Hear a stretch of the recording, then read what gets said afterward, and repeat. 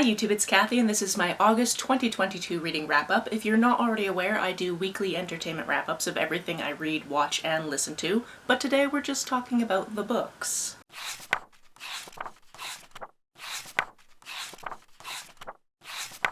I'm going to start with the nerdy hardcore stats and charts and then get into what I read. Also, I put chapter markers in all of my videos, so if you need to go back to something to figure out what was that book called again, or if you need to skip something because you haven't quite read it yet, although I don't really give you spoilers, you can do that. Those are down below. On your way down to check those out in the description, make sure that you are subscribed to my channel and hit that bell icon so you're actually told when I upload things. In August, I read 18 books for a total of 5,334 pages. That takes into account converting audiobook minutes to pages, so about 2,813 of those pages were actually about 93 hours of audio. The age breakdown for these books was 14 adult books and 4 YA books. I read 14 novels, 3 graphic novels, and 1 novella. This month, the biggest chunk of the genre pie was historical fiction, followed by equal parts horror, mystery thriller, non-fiction, and contemporary, with a dash of science fiction and fantasy. If you adjust by page count, you see that historical fiction definitely deserved top billing. 14 of these books were from the library, but I also read what basically amounts to 4 arcs. I read 8 audiobooks, 4 paperbacks, 3 hardcovers, and 3 ebooks. The biggest chunk of my books were in the 300 to 399 page range, and everything was published in the last decade or so. The majority of these books were written by female authors, and the protagonists were also female as well. In terms of setting, nearly half were set in the USA, but I also had reads from Argentina, Canada, the UK, the Netherlands, other worlds, as well as one set in Antarctica, as well as another set in an unspecified Caribbean island, so I just put down Trinidad out of love for Sajed.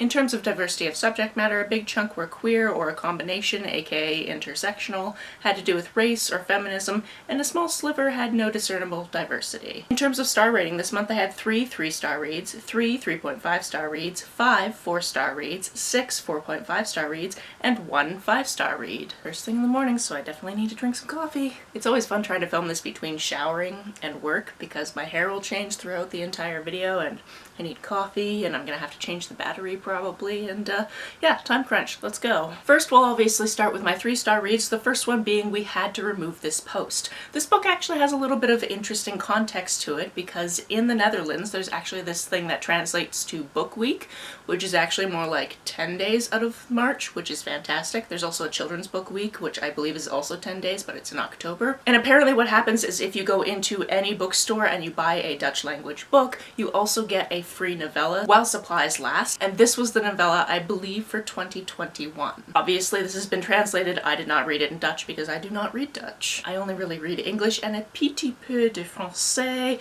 but yeah, that's spotty and we're gonna ignore it. This book is about a woman who just got a brand new job working at this third-party company that looks at the different posts that have been flagged on a certain website. We're never told which one. They have to go through the entire post or the entire video and decide based on very strict criteria whether or not it gets taken down or it's left up, and for what reason. The quotas for this are ridiculous. They're meant to go through about 500 items in a day, which, how is that even possible, especially if you're going through videos that are super long and you have to go through all the details of them. This ends up taking a bit of a toll on the mental health of the people that do this job, so some interesting things happened around that in this novella, as well as some interesting things happened with the different people that do this job, and because this is very short, I'm not going to say much more than that. This is one of those novellas where when I finished reading it, I kind of wondered if there was a point that I was missing further than this job is terrible, because there are resources at the back talking about different studies of people doing this job and how it is absolutely terrible for you. So I can appreciate it bringing that into my knowledge base, but other than that, I was just wondering if there was something I missed just to make it that much more enjoyable. My next 3-star read is Catherine House. I finally got around to this one. This one is dark academia about this person who goes to this place called Catherine House. It's a post-secondary institution. You have to apply to get in, but once you get in, it is free. You don't pay for the education, you don't pay for boarding, you don't pay for food. However, you're not allowed to leave for 3 years unless you get kicked out, which is pretty hard to do because our main character is not the most motivated to actually do schoolwork and somehow makes it the whole way through. I don't understand. This is one of those places where the brightest of the bright go, but then there's also something obviously dark going on. This seems to be one of those books where it really works for you or it doesn't, and if you're the type of person that wants to read something just for the vibes, this will probably work for you, assuming that these are the types of vibes that you're looking for when you're reading.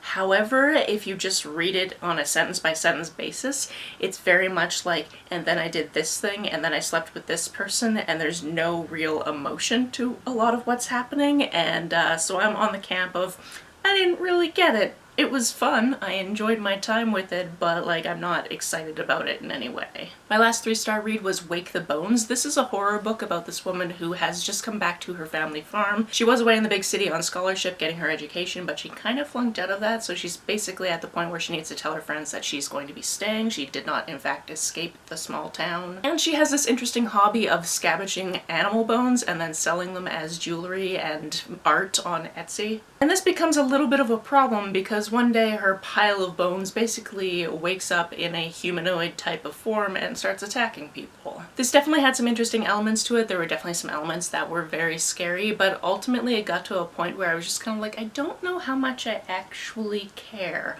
This could be a completely me thing. I could have just been reading it at a time where I wasn't susceptible to these types of personalities or something of that matter. I did enjoy that it was queer. I did enjoy that we had at least one confirmed, if not 2 queer characters. And I guess I also enjoy the fact that they included like the town weirdo that everybody's scared of because she's a witch. Because, you know, who do you go to when creepy things start happening? You go to the town witch, obviously. A little bit weird that she's basically their age and there's not like an old lady town witch, but you know, I'll take it. One of my 3.5-star reads, and for some reason all of them are graphic novels. I don't know why it worked out that way, it just did. The first one is The Me You Love in the Dark. This is 5 individual issues bound into 1 volume. It says volume 1, but I don't think there's going to be another volume. And essentially this woman is an artist and she's decided to rent this house in the middle of nowhere so she can actually get some art done. And the house that she moves into seems to be a little bit haunted. Being a short graphic novel, that's kind of all I can really tell you besides a relationship forms between her and what's haunting it, and whether or not that ends happily, you'll have to read it yourself. I enjoyed the art in this. I enjoyed that I got to read another thing by Skottie Young because I read the I Hate Fairyland series, and for the most part I really liked that series. I just really hated the ending. So it was good to revisit this author. Next we have Across a Field of Starlight. This one was beautiful. The art was absolutely beautiful. This takes place in outer space and there's basically a big space war going on where there's 2 main sides and then there's people that kind of sit in the middle. So they try to keep out of the war and take in people as refugees, but only if it's safe to do so. And these people are on a planet that recently everybody kind of left, so they're just kind of poking around, looking at the technology, that type of stuff. And one of our 2 main characters stumbles across this other kid who has just been there by themselves for days and has not had any food and has had to scavenge for themselves, and everyone left them there. Once they figure out a way to put out a distress beacon so that people will come back for this kid, they decide to keep in touch, so they have a way of doing that, but they're obviously in very different sections of the universe. And then we see them a few years later and more things are happening to do with the war, and the one of them being a soldier and the other one being a refugee, and how they see lives completely differently. This definitely had some interesting elements to it. You have trans characters, you have queer characters, you have how people treat each other based on how they were raised, and how it is absolutely terrible when you see young children in war. And overall, if this sounds interesting to you, I definitely recommend picking it up. The other graphic novel is Flung Out of Space, and this is somewhat of a biographical graphic novel about Patricia Highsmith, which is hilarious because she looked down upon comics. She wrote comics, that's how she made a lot of her living before she started publishing novels, but she kind of looked down on the art form. Patricia Highsmith is one of those people where I've never read her books and I just kind of knew that she was some form of queer icon, but you're supposed to go into this and kind of, when you come out of it, be conflicted about how you feel about her, because she is a very conflicting person, because although she could be seen as a queer icon, she was also somewhat homophobic and racist and maybe not the nicest of people. I found this interesting and I will probably also eventually read one of her books, I just haven't gotten around to it. On to my 4-star reads, the first one being The Removed. This one I listened to all in one day and it is a full cast recording, so if you like those, definitely pick this one up. This is a book that centers around a family that 15 years previously one of their family members died in a very tragic way, and they are looking towards the 15-year anniversary and celebrating this person's life. However, the family members, the ones currently living and the ancestors, are all in very different places, and we get to see where they are in their own words as they kind of live through this section of their life. This is one of those books where it's very much a character study. Things happen in this book. However, it's more interesting to just go into each of these people's lives and see what they are like, specifically because of this event, but because of everything else that's also happened in their lives. As far as representation goes, this family is Indigenous. However, there are many things that happen in this that might be triggering to you, so always make sure to check out trigger warnings ahead of time. I have a couple of different resources down below so you can check out all of the trigger warnings for everything I mentioned, because if I start listing trigger warnings, I always fear I'm going to miss one, and I don't want to do that to people, so check out those resources down below. Next, from Argentina, we have Elena Knows. This one is a mystery thriller book about a woman who is about 60 years old and has Parkinson's, and she believes that the death of her daughter was murder, so she's been trying for a few months to get people to believe her and investigate her death. It doesn't seem to be going super well, and she can't rely on her own body to do a lot of this work, so she's decided on this day to go somewhere to find somebody who owes her daughter a favor and see if that person will use their very able body to do some of this work for her. This one is very interesting because the structure is based around her medication and when she takes her medication and whether or not she can use her body in the way she wants to use her body based on at what point in her medication she is. I can foresee some people reading this and thinking that it is very slow, but that is, I assume, very, very intentional because somebody with Parkinson's, especially somebody who has this form of it, because everybody with Parkinson's is obviously different, this is the speed at which her life goes. She has to think of these things ahead of time. She can only do certain things and she has to rely on the people around her to not be jerks about it. Through a series of flashbacks, we also get to see interactions between her and her daughter, who was her primary caregiver, and how it was a very fraught relationship because her daughter often lost her patience with her. And ultimately finding out the reason why she thinks that this person can help her and what goes on with that, that was just so well written. Even though I'm pretty warm right now, I feel like I need hot coffee for the next book I'm going to talk about.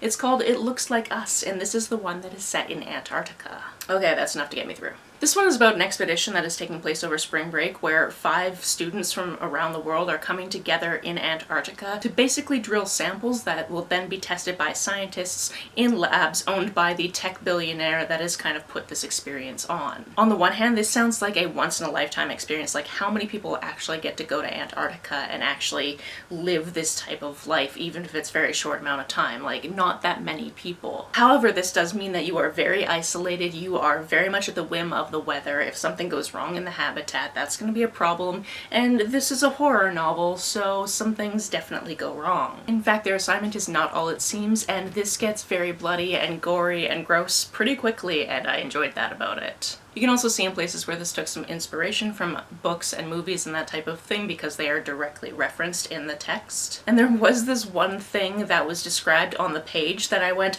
huh, even though I've never read the Animorphs, I know that that is described in the Animorphs because every time that happens in the Animorphs, Cheyenne from Novel Insights gets mad about it because that's not how physiology actually works in canines.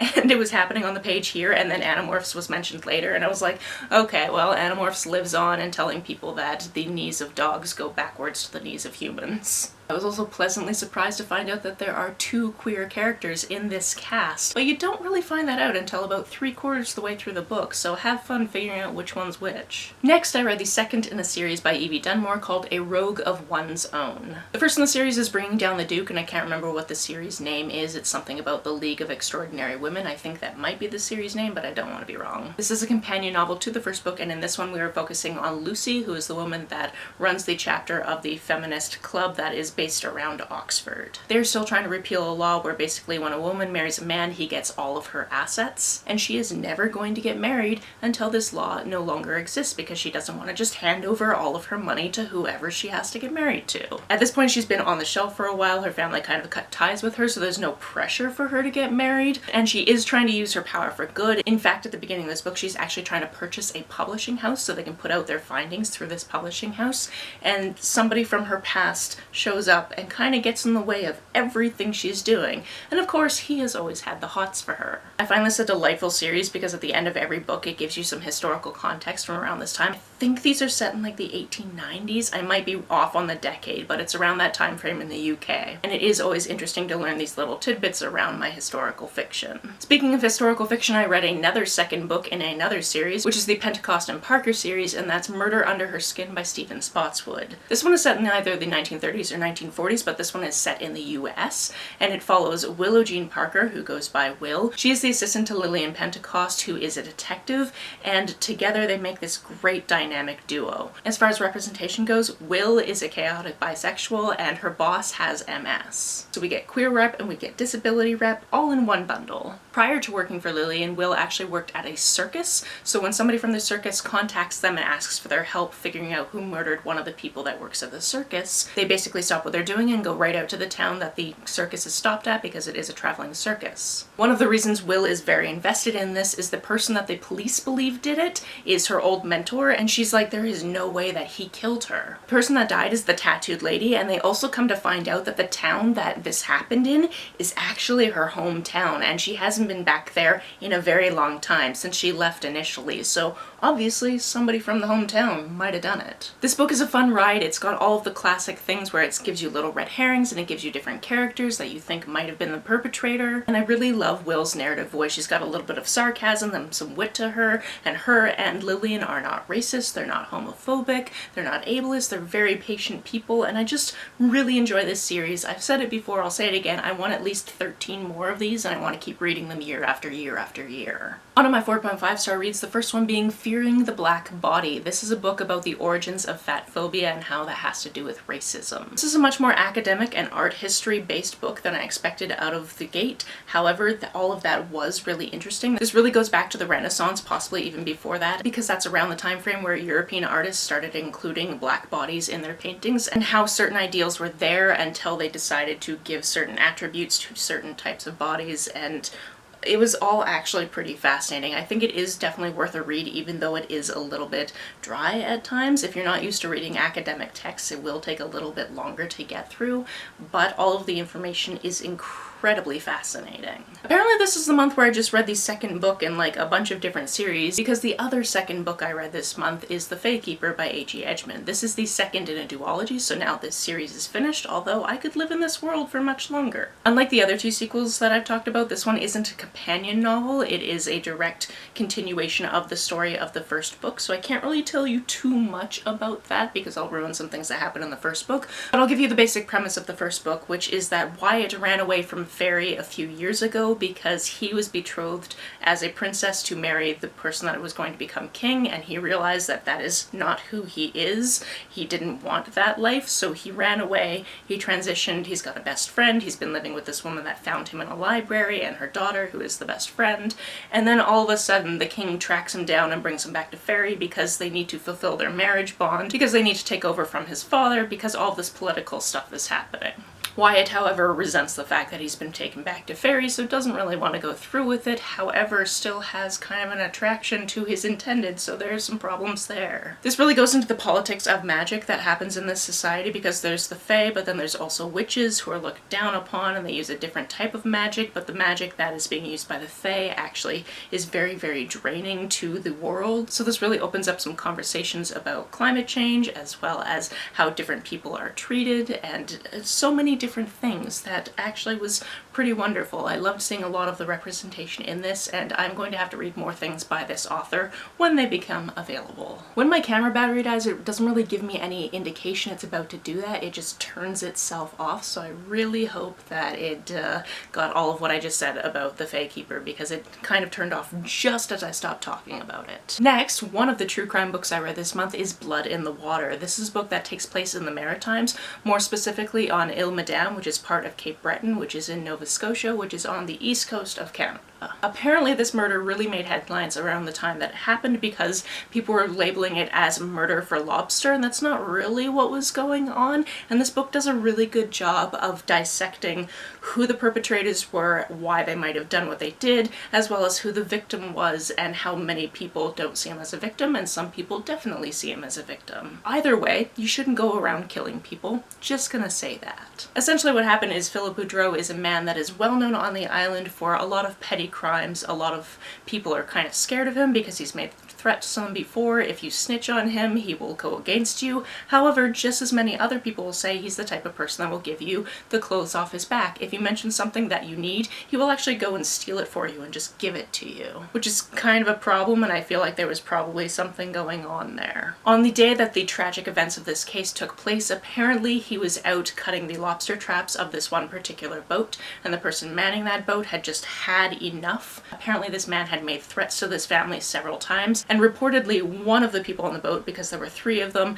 basically decided that Philip didn't need to be alive anymore, and some events occurred to make that happen. In addition to going over the case itself, the lead up to the case, the death, and then the prosecution and all of the court dates, this one also gave you a lot of history of the area, which was super, super interesting. Like, this was very well put together in such a way where I just wanted to keep listening. And I just wanted to keep learning things about this very small place in a province that I actually used to live in for 6 years, but I was a child. And I had actually, at that point, never been to Cape Breton and definitely had never been to Ile-Madame. If you're looking for maritime true crime, I definitely recommend this one. Next, we have Portrait of a Scotsman, and this is the 3rd in the series that I talked about before by Evie Dunsmore. In this one, we were following another person from this feminist club, and also the marriage that she falls into sort of by accident. Before I went into this book, I actually thought it was going to have somebody else from their club as the main character, just because of Portrait of a Scotsman, and that character is Scottish, but I guess it makes more sense that we have this character falling with a Scotsman who is somebody we have heard about in other books before. I like that these are wonderfully intertwined, so you get to really know these different characters and see different sides of them, and I loved the progression of this story. In this book, we definitely see how the hero treats her as a stepping stone to this life that he's been building for very good reasons, but also very bad reasons when you remember that people are people and should be treated as such. Again, this made me feel like I learned a lot of history without it just being a history textbook. We get to learn the history through the eyes of these characters who are living in the time frame, and that's something I absolutely love about this series. I need the next book immediately. I don't think it's out yet, but if it is, I want it. Another historical fiction that I read was the final revival of Opal and Nev. This one is interesting because it's written as an oral history of this music duo, so we really get to learn about these rock stars and the lives they led, and what led to them no longer being a duo, and how their lives split off, and how they are possibly coming back together again to do another show and possibly another tour. However, the person that's writing all this has somewhat of a personal stake in it. We learn very early on that while the protagonist's mother was pregnant with her, her father was actually having an affair with Opal, and she never actually got to meet her father for reasons you find out while you read this book. This is another full cast audiobook, so again, if you love those, you're going to love this. This is one of those books where if you read Daisy Jones and the Six and you enjoyed it, you will enjoy this. If you didn't enjoy Daisy Jones and the Six because of that format, you will probably not enjoy this because it is very, very similar. However, this book has a lot more to do with activism and race, and all of that was so interesting and integral to what was going on, and I very much enjoyed this. I'm very, very happy I got around to reading this. I do believe this is one of the books I put on my 40 before 40 TBR, so I'm slowly ticking away at that. Penultimately on this list, I also read Lord of the Fly Fest. This is a book that is set on an undisclosed Caribbean island, and essentially there's supposed to be a big, fantastic music festival on this island. It's supposed to have yachts, it's supposed to have supermodels, and when our main character, who is not rich and not fabulous, shows up, not a lot is going on. It doesn't look like there's actually any villas for the people that paid for villas. Like, they can't even find the porta potties. There's like a check-in desk, but there's no staff on the island. And this is kind of a problem because now she's just in this sea of rich people freaking out that they're not getting the things they paid for. She, however, is on the island because she runs a podcast called Musical Mysteries, and she really wants to interview this one person who is supposed to be there because she suspects that he actually killed his girlfriend. If you didn't pick up on this, this is kind of a reimagining of The Lord of the Flies, but then also mixed with Fire Festival, which is something I had heard about, but definitely will have to watch the documentary on now because wow, the way these people acted, I just want to see how much of it was real and how much of it was just taken to a ridiculous extent for this book, because man, this was ridiculous. I really enjoyed that even in a short time we got to see these different ways that society can go to ridiculous extremes, and I feel like this was way better written and way more interesting than the original source material, because if you know me, I did not enjoy that book, and I especially didn't enjoy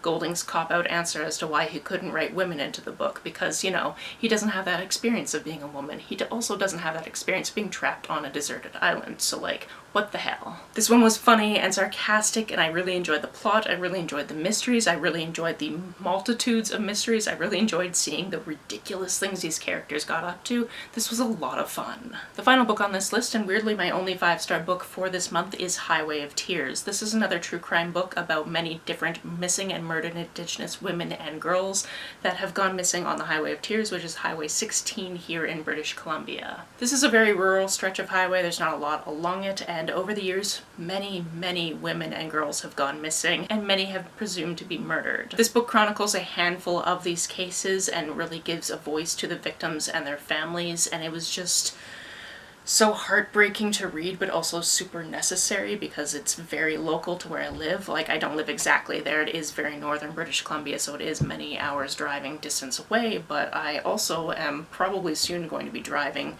through that area. So I wanted to know a little bit more about this situation, because it is a situation that we should all know about, and it's disheartening that a lot of these are cold cases. They've gone unsolved, and many of them didn't get as much press and resources as they should have gotten because of the nature of the victim.